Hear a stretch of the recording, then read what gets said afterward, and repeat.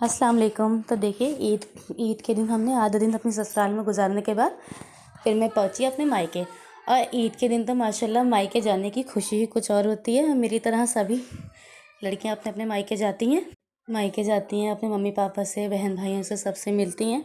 और यहाँ भी ईदी लेने देने और लेने का सिलसिला स्टार्ट रहता है। तो देखिए ये अपना मुँह छुपा रहे थे, ये कह रहे थे मुझे मत लेना, मेरी वीडियो मत बनाना। तो माशाल्लाह से यहाँ पर मम्मी ने ढेर सारा सामान बना के रखा था। दही भल्ले, दही गुजिए और दही बड़े की वामी सेवई जो है वो मम्मी ने बनाई थी। तो हमने साथ मिलकर सब ने बैठ कर के खाया। और फिर सब कुछ खाने के बाद हम दोनों बहनों ने जो है कोल्ड ड्रिंक को पिया।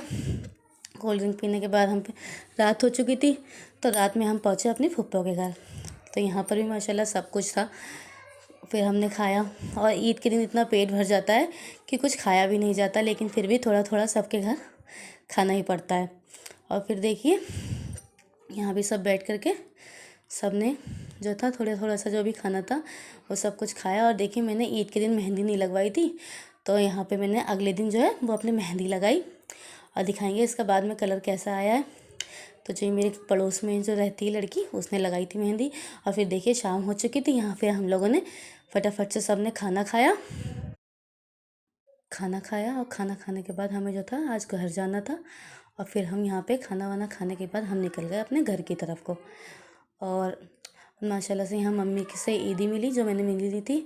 और फिर घर आके देखिए ये सब जो है दादी पोती पोते जो हैं ये सब वीडियो बनवा रहे थे, अपनी अपनी फ़ोटोज़ खिंचा रहे थे।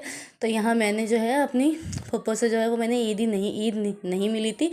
तो यहाँ माशाल्लाह से मैंने उनसे ईद मिली और उन्होंने मुझे ईदी दी। अब वो कह रही थी तू इतनी लेट ईदी मिल रही है तो तुझे ईदी नहीं दूंगी। तो फिर भी उन्होंने माशाल्लाह मुझे ईदी दी। और मेरी जो फूफो मुझे बहुत प्यार करती हैं माशाल्लाह। और यहीं तक था। और देखिए यह मेरी मेहंदी, उसका कलर अभी सही से नहीं आया है। और यहीं तक था ब्लॉग। अब मिलेंगे अगले ब्लॉग में। अल्लाह हाफिज़।